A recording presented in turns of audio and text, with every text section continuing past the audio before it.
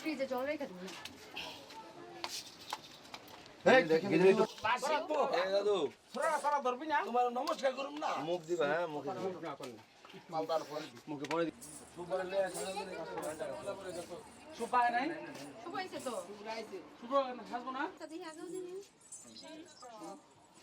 বাবা তুই তো পড়ে যেতেছস তুই বুঝতেছস আর ও দেখতে দেয় না ও। দেখছা?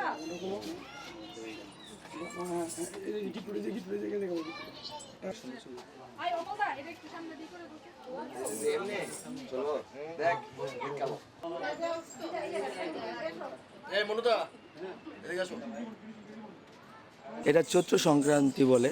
এটা হচ্ছে আপনার চৈত্র মাসের শেষ দিন যেটা ওটা হচ্ছে আপনার কি বলে ওটারে দুই বেলা যেটা সকালে হচ্ছে আপনার মহাদেব আর হচ্ছে পার্বতী আর বিকালে শুধু মহাদেব আর হচ্ছে লাল কাশ যেটা বলে মানে মহাদেবের যে সৈন্য সামন্ত যেগুলো ওইটা।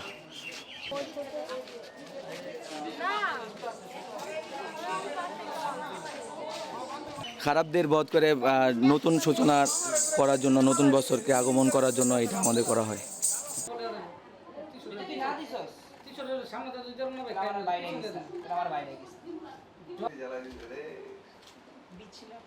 এই ছবি যে তুলবে বাকিটা তোদের কাছে 500 করে রাখবি, ঠিক আছে যুবরাজ?